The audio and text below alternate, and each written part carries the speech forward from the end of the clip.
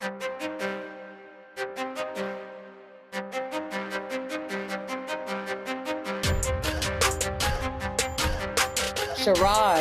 we are still talking about coaching candidates for the Boston Celtics. Who do you think is inching towards the finish line?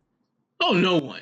No one is inching towards the finish. I think the Celtics, they're still sorting out who they want to target, who makes the most sense. But the thing that we have to keep in mind is that it's not just the Celtics and a field of candidates. It's the Celtics, it's Portland, it's Orlando, it's all these other teams that are starting to enter the competition because they have openings as well. And so the Celtics really have to fine tune who they want and really be, I think, more aggressive and proactive in their search and figure out as soon as they can who they want and make a pull. Don't wait around for others for folks to go through the whole process. If you interview someone and you're feeling good about that person, you need to strike when the coals are hot.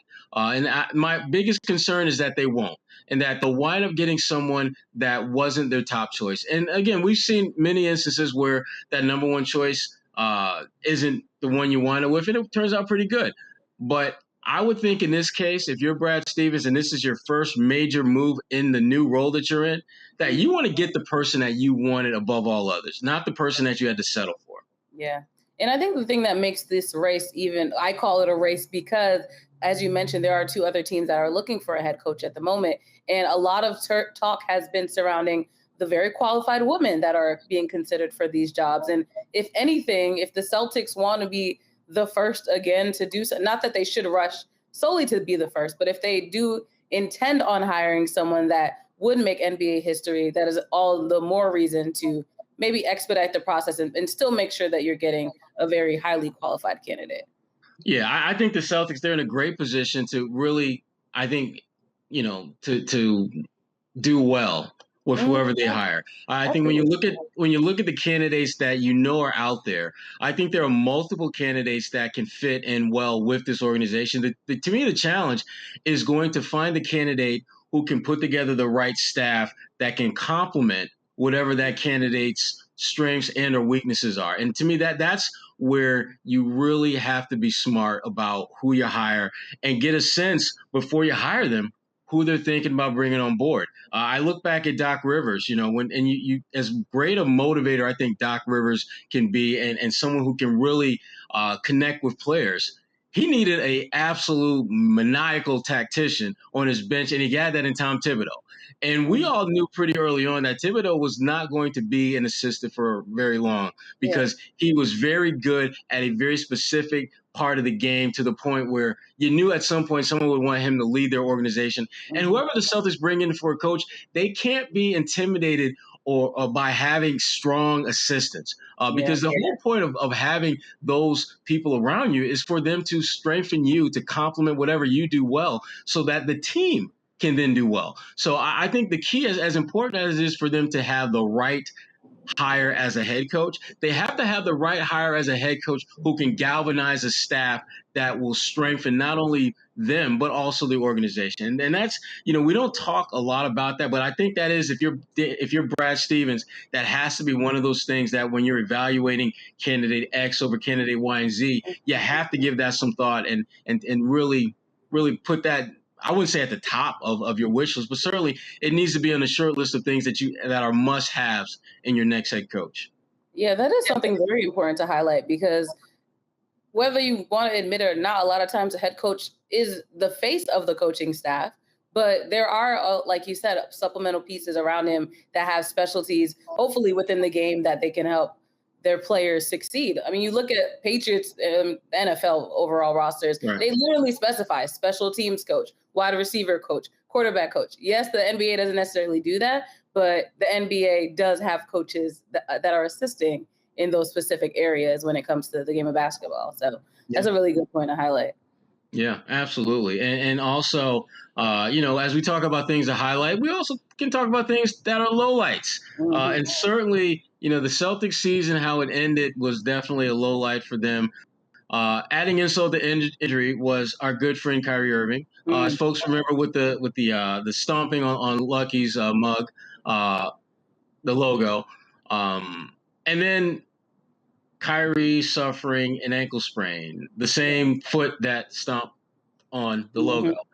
Our good friend, I can't even call him a good friend, Big Baby. We need to bring him on. Can we bring him on? Yeah. Oh gosh, we need to get FCC approval on that one because there'll be some F-bomb. Producer Abu will have a lot of things to edit, so we're gonna be. Yeah. No, but Big Baby, he talked about how it was payback and for stepping on Lucky. I wouldn't go that far. I don't think it was that deep. But what's your take on just Kyrie and the karma, if you will, of what he did and where he's at now, where he's not going to play in Game 5, and there's some talk that he may not be back for the series for Brooklyn. So what's your take on just all that has transpired with Kyrie?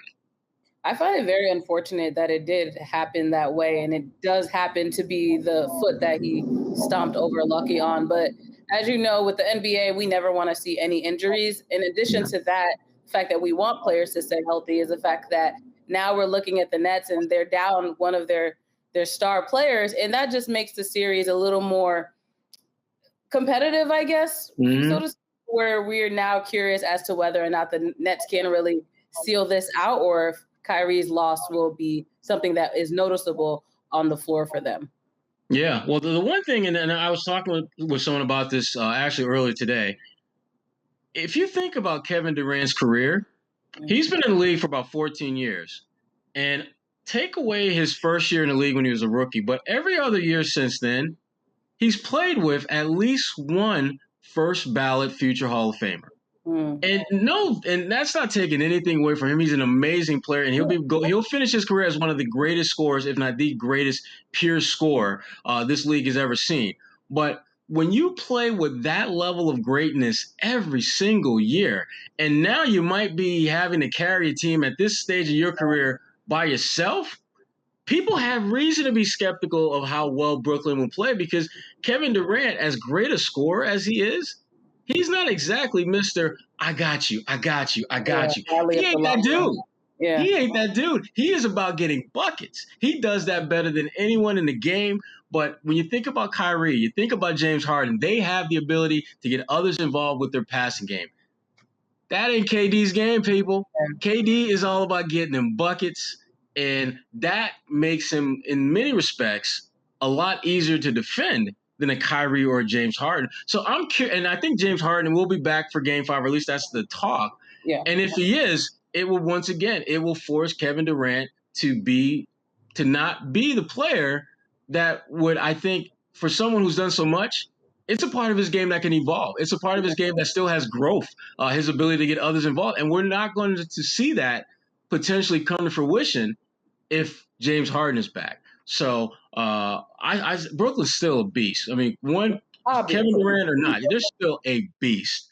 And I think we got a bit of a beast coming up on the podcast in a few minutes, right, Kwani? Yes, we do. We have a special guest joining us today. We welcome in now Dart Adams, who is a native Bostonian, a historian, and an author. Dart Adams, thank you for joining the A-List podcast today. No problem. Now, the thing about Dart that you all have to understand is that dynamic that Kwani alluded to, the historian, that's why Dart is in the building, because there are few people who understand the history of this neck of the woods from a sports landscape standpoint better than Dart. And right off the jump, Dart, I wanted to talk to you about the Celtics, obviously, and they've made some changes recently, dramatic changes. And as someone who has grown up in this environment, who has been around this organization from a fan's perspective, what's your take on some of these changes that we've seen, specifically with Brad Stevens moving into the president of basketball ops role, and now this vacancy with the head coaching position? Well, a lot of the talk was that the players had tuned out the head coach and that what he was doing wasn't working anymore, even though it worked previously. And so an issue with Danny Ainge was that it seems like a bunch of people around the league either didn't want to deal with him. When the race discussion came up, he seemed to be like he didn't quite understand what was going on there. And he came out and said in like his 26 years of being in Boston and everything, he wasn't aware of any racial incidents or anything of the like. And there was so much going on and then of course, Danny Ainge, of course, had his health issues, his heart issues that happened. So it made sense that he would step down. But in terms of like just pure keeping everything where it's in line and the continuity aspect, it would make sense that Brad would just move up since he's already aware of the personnel.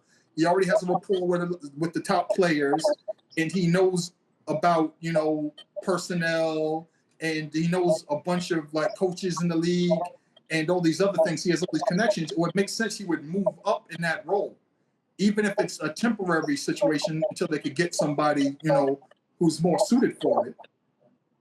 And you then fill out that coaching position. So to me, it made sense, although to most people it was shocking. I really didn't expect Danny Ainge to come back as president of basketball operations or in the GM role after this summer. What would you like to do when you're a next head coach? So I feel like the Celtics had groomed a bunch of future head coaches, but they just left for other jobs before they could, get the opportunity. Because Brad's been around for what, 8-9 years. Mm. So I felt like Kara was, right in line for that role, because she was doing some excellent work, developing players, and they really respected her and everything. And I just felt like, all right, if worse comes to worse, she's going to get that role next. But then she took the Duke job, and other times the Celtics had like when they had Doc, I felt like Ty Lue was going to be the next guy, to possibly become Celtics coach. But Ty Lue moved on and got another head coaching role. I just feel like ideally it's going to be Kara, or it'll probably be Chauncey Billups, or another ex-Celtic who's up for ex-Celtic who's up for a coaching role, even though I know Chauncey only was here for months. But I feel like, those are the two top choices. I know there's an outside a run for Becky Hammond, but I think Becky Hammond's going to land a job somewhere else. Yeah, it's interesting you bring up Kara, because she is someone who, she wasn't here very long, but clearly she made an impact during the time she was here. The one thing that's been surprising to me, Dart, and I want to get your take on this, is that when it's funny to me, and I say funny in a very non-funny manner, that when her name is brought up, there are these excuses about how, well, she's not that experienced. I'm not sure how the players are going to respect her. I'm not sure if she is the right fit.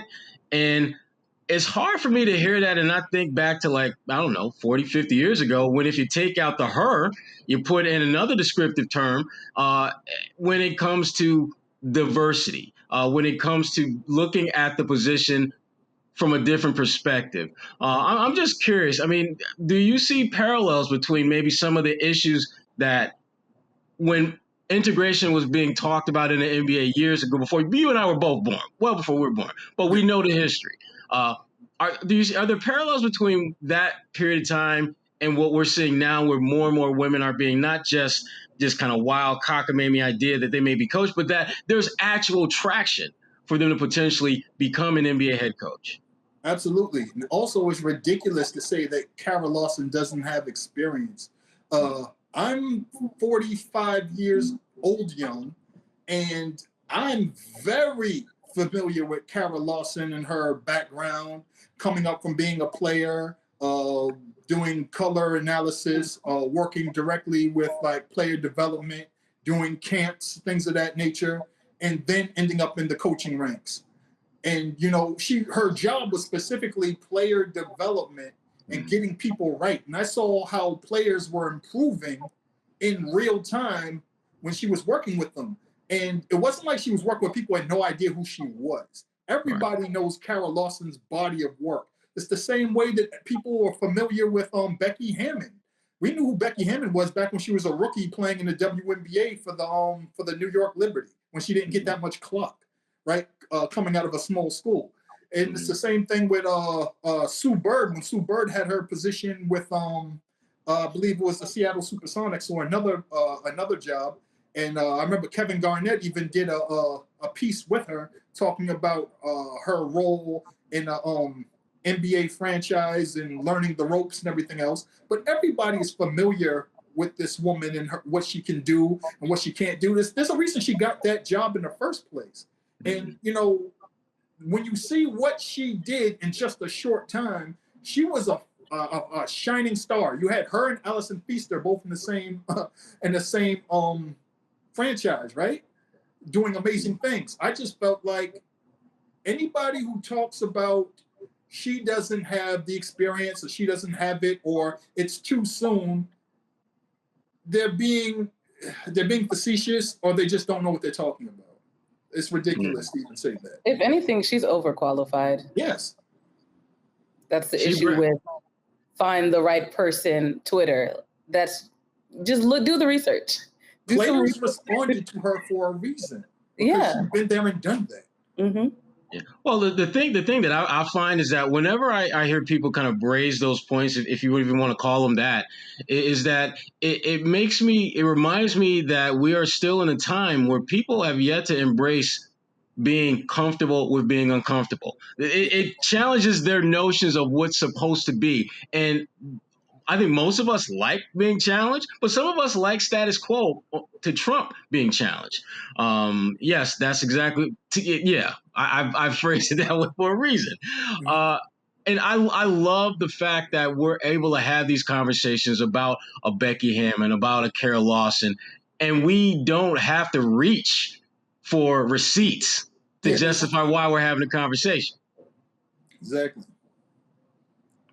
I think trolls will be trolls at the end of the day, so we just have to ignore them at this point. I want to just jump back a little bit and look at and talk a little bit about when the Celtics were in the bubble. And we saw from afar just a different level of energy when it came to social justice issues and talk of systemic change and things of that nature. And here in Boston, as you know, Jaylen Brown was one of the more outspoken folks leading that charge.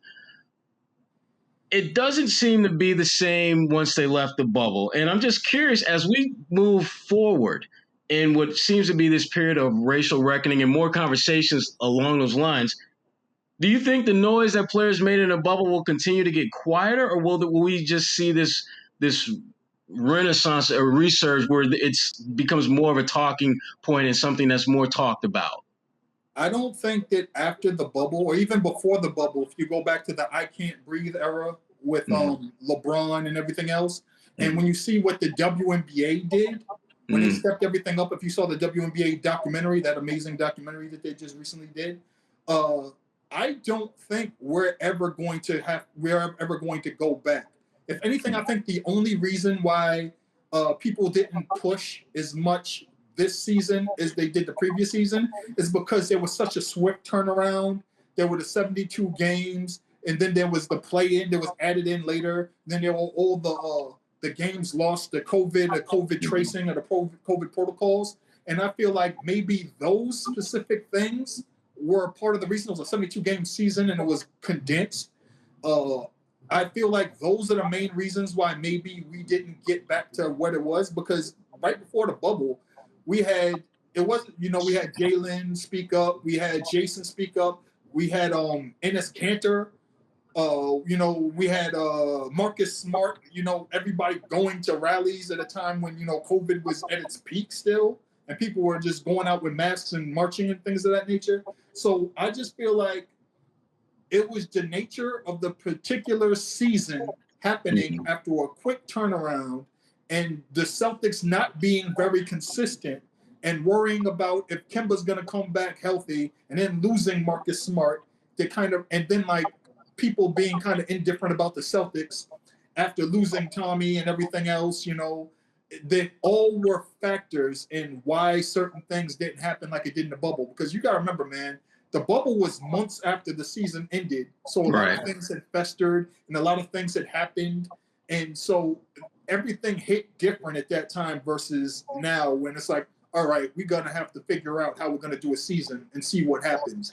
So I feel like that was the main reason. But coming up, when things kind of stabilize, we're never going to go back to the way things were before. Yeah. Mm-hmm.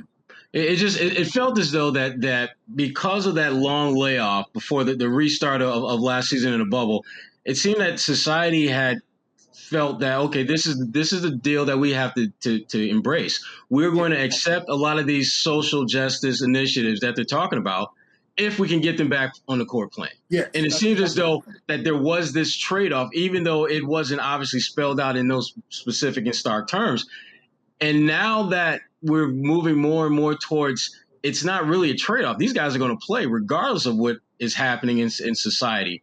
That thirst, that hunger, that desire to put those issues front and center, it just doesn't feel, to your point, Dart, it doesn't feel like it's got that same energy, that same juice that it had before.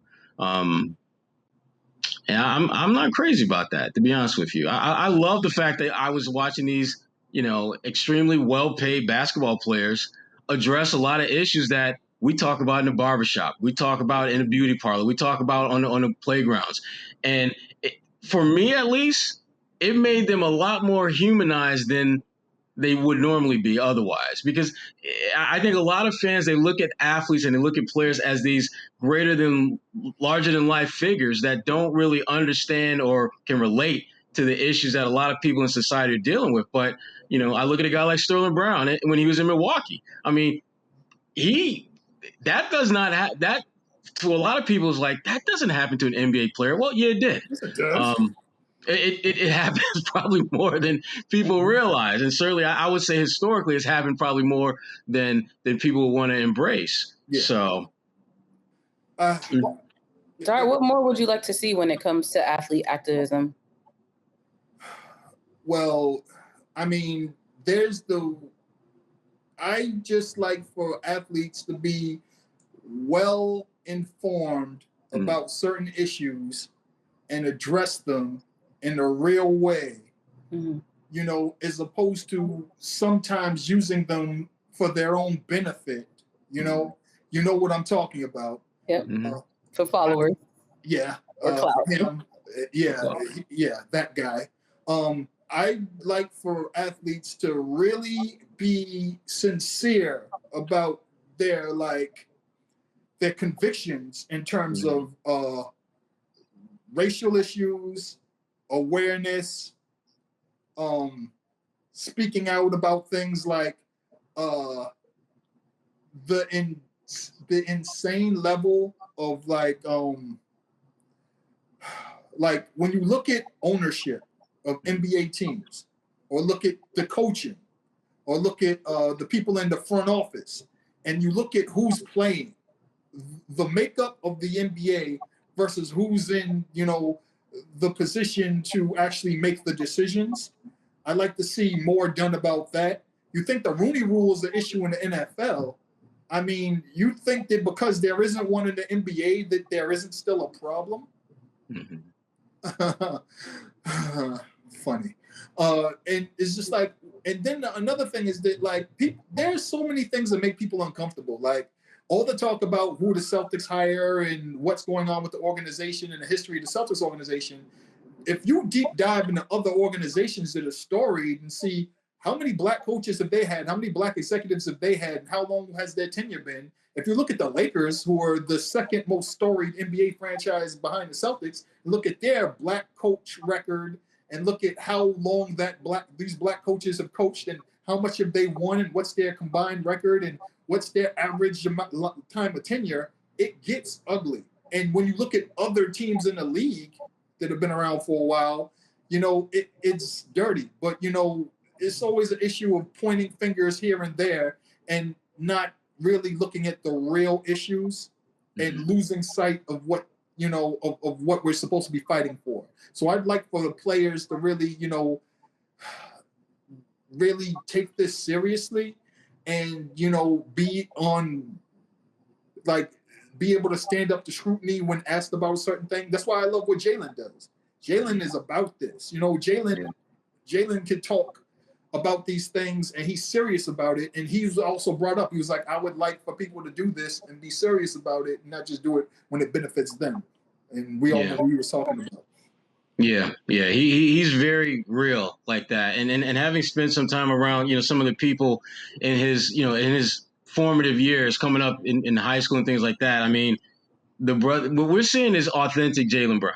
Yes. It is, and to me, the authenticness comes through in the fact that it ain't just something that popped up 8 months ago. Mm-hmm. This is something that he's been building towards for a long time. One thing I wanted to talk to you about before we got out of here, because we still got some time, but I want to make sure we talk about this, because it's one of the things that I know is near and dear to your heart. And if you are an NBA fan, you can't help but embrace this, and that is hip hop.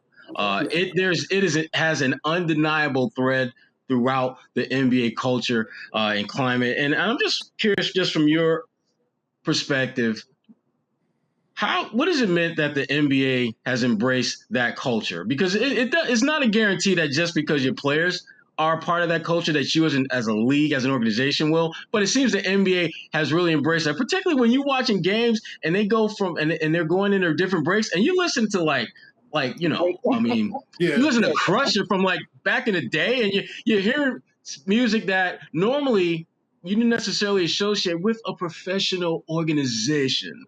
But you find that in the NBA, though. Yeah, it took a while for that to happen.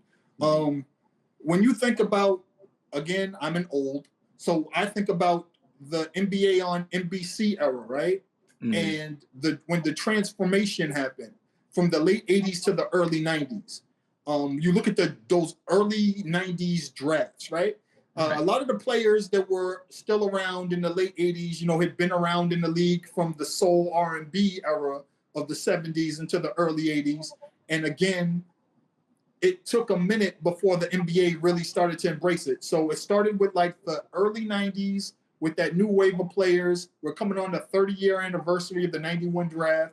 This is when Kenny Anderson gets drafted. This is when players like Derek Coleman get drafted. Then later on, we start getting the Alonzo Mournings, Shaquille O'Neal, Grant Hill. We start getting into the 90s, the Mash Burns, the Big Dog, and then we get the Fab Five into the NBA. That's Jalen, that's Juwan Howard, and you got Chris Webber. And so the league is changing, and that's when the league start really embracing things. They started putting rap on the breaks and inside stuff, putting it to the highlights. They start NBA Entertainment start putting out the NBA superstar tapes in the early 90s and associating it with rap, and it just snowballed from there. It took a while for the NBA to really embrace it, because again, when you look at guys like Isaiah Thomas, they grew up with soul R&B and funk. Magic Johnson, soul R&B and funk. And so it took until the early 90s to now. And now when you watch, you look at the desk and who's reporting, you got Jalen, and the breaks are all playing music that, Jalen used to play on his podcast, or stuff that Stuart Scott used to reference when he was doing his ESPN show. When he was doing the highlights for ESPN. So, it took a while for it to happen. It took a while for that turnover to happen, but when hip hop kind of hit number one on the Billboard charts back in 1991, it was an inevitability. Mm-hmm. Absolutely. And you wrote a book about the subject of hip hop. What is that book about, and how can people check it out? The Best Damn Hip Hop Writing, the Book of Dart. Yes. Yeah. So The Best Damn Hip Hop Writing, the Book of Dart is a book that's a whole bunch of essays that I wrote over a span of years, collected in one book, and it's an anthology, and it can be purchased anywhere books can be purchased: Amazon, Books A Million, any independent bookstore, Barnes and Noble. It's still in business? Yes. Oh, I thought they got shut down. I haven't seen it. You can download it for your Kindle if you want that too. Yes, that's what I do. You can get the Kindle, Kubo, any digital download you can. Yes, absolutely. So it's available everywhere. It's been doing well since it was dropped in back in October 2019. We're gonna coming up on the 2-year anniversary of its being released in October. Wow. Now, the one thing, because I did cop a copy of it, and the one, not a problem, bro. Try to be educated when I'm up on here. Now, come on. No, but the one part in your book that I thought was really interesting, and I wanted to just, there were a couple, actually, quite a few things, but I'm just going to limit it to two. Where you started talking about how you and your mother bonded over the Celtics. I thought that was really interesting. Like, could you tell folks a little bit about just that bond that you guys were able to forge through the Celtics, and also I wanted you to share. There's a middle child story that, on a personal level, I want to hear about, because being a middle child, I want to know if we got some of the same reasons why we do what we do. But first, I wanted to hear about just your mom and just how you guys bonded over the Celtics. All right. So my mom came to Boston from Alabama, and at the time she came, it was the 60s. So she again came with, I already had family here. They were living in the South End, Lower Roxbury, through Roxbury, some of them in Orchard Park later. And so one of the things that really made her gravitate to the neighborhood in the city was that, the Celtics were out in force. I'm talking about Bill Russell, who owned Slade's, which was right down the street. Satch Sanders had a spot called Satch's at the time. Sam Jones also lived in Roxbury and hung out and mentored some young people, including Jalen Rose's father, Jimmy Walker, who ended up becoming the #1 pick in the draft in 1967, and another guy by the name of Willis Spider Bennett, two of the greatest players that Boston ever produced, and he mentored. But my mom was a huge Celtics fan, and that continued on until, she had her kids. And one of the things we used to do was we used to turn on the Celtics game on TV, turn down the sound, go to, I think it was WBZ and Johnny Most, turn on Johnny Most, and we used to listen to the games. And the thing was that when someone was shooting free throws, my mom loved Cedric Maxwell, Cornbread, because, he was a friend of hers and he used to always hang out in the neighborhood. Big fan of Robert Parrish, loved Larry and Kevin, loved Tiny Archibald, DJ. But if you walked in front of the TV while someone was shooting a free throw and they missed, it was your fault. And I'm like, how is it my fault that Robert Parrish missed a free throw when he's 2 miles away in the North End, Mom? Right? I remember the 86 finals happened, and I remember Ralph Sampson was really irritated. He was always mad. And my mom leans over, she was like, that boy mad because he can't guard Kevin McHale. Kevin McHale kicking his ass. So, stuff like that. So, I really bonded with my mom over the Celtics. She would go to games and get mad when Antoine Walker shot a 3 instead of driving. A whole lot of stuff, man. So my love of the Celtics is really, a lot of it is attributed to being a little kid and my mom watching the games when I was a kid. Man, that's awesome. That's awesome. Talking smack. That's what I'm talking about. Mama's talking smack. That's what we need more in this world. For real. I don't think we need any more Mama's talking smack. Oh, yeah. But the game time funny? Huh? Especially on the sidelines. He didn't give you this middle child story. Oh, so I started out as the baby in my family. Then my younger brother was born. And it's my older sister and 3 boys at the time. So I was the middle boy. But then, my father's like, oh, yeah, you have another brother. So, all right, cool. And then more kids start being introduced. And it gets to the point where now I'm the absolute middle child.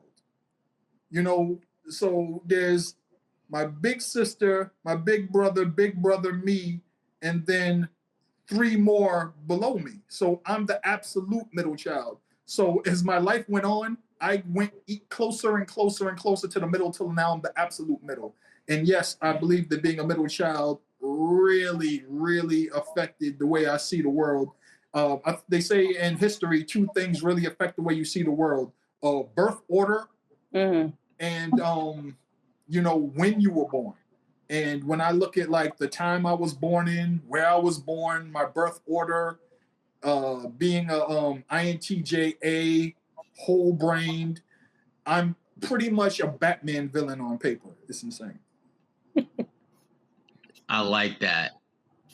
I'm the oldest, so I can't relate to either of y'all. We know. Oh, we know. Now it's game time, though. Get us going, Kwani. What we got? All right. So the first game is called Pick and Roll. You pick someone and tell us why you're rolling with them. So I'll make a statement and you let me know who that person is. Sure. Your favorite Celtic who doesn't get enough respect is or was who? Dennis Johnson. Dennis Johnson. People look at Dennis Johnson and all they think about is like, how did he score? How did he shoot? Blah, blah, blah. That man was a defensive genius who used to lock up the toughest guard. He used to guard Magic Johnson. He used to guard anybody, and he did whatever was necessary to win.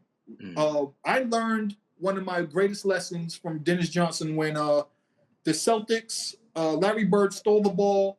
And when he stole the ball, what happens? Dennis Johnson cuts to the hole, catches the ball, and what he does is he goes immediately into a reverse layup so that the ball hits the backboard so it can't be blocked, and if it does get blocked, it's an automatic goaltend.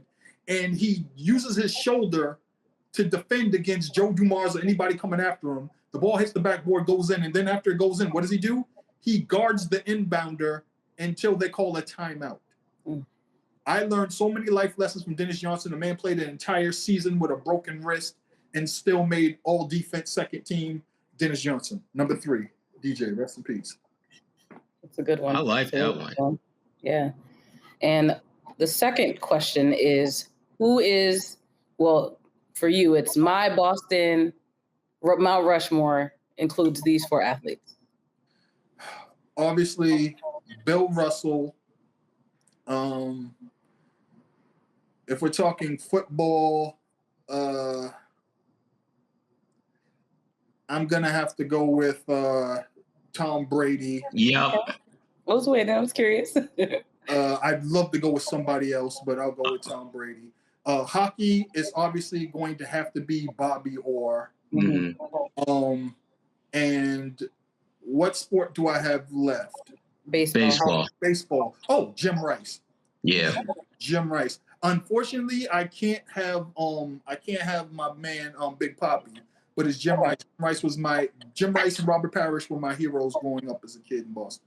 Who was your great substitute? You said you wanted to pick someone else instead. Other than Tom Brady? Yeah. Unfortunately, the Patriots had a lot of really sad years where anybody who's a Bostonian will tell you, we couldn't watch them on TV because they didn't sell out Foxborough/Sullivan Stadium. So we used to listen to them lose on the radio. And then after they lost on the radio, then they played the game late and we could watch them lose and try to figure yeah. So Tom Brady ends up being the guy. But like Ben Coates if it's not Tom Brady. Yeah. It's not Tom Brady. Yeah. Coates was no joke. No joke. Use the truth. But Tom and them rings though, man, it's hard. It's just hard to go against. It really is. When Drew Bledsoe is throwing at you in triple covered and you catch the ball, forces. Ben Coates was one of the best players in the early Madden games. You know, it actually got us props playing. Because Lord knows the Patriots were so sorry. The even gangs didn't want to wear Patriots gear because it made you think they were going to lose. Wow. That's some knowledge right there. That's real though. Boston gangs, nobody wanted to be the Patriots. Right. You were not gonna find a Patriots jersey on Blue Hill. You wasn't gonna find it.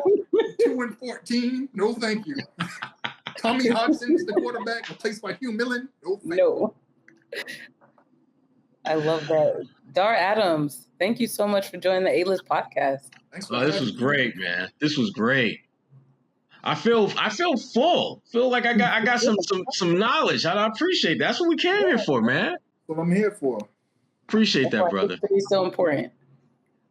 Absolutely. All right. Dar Adams, folks. Thanks so much, Dar. Appreciate you coming on the A-List cast, my brother. Appreciate y'all having me.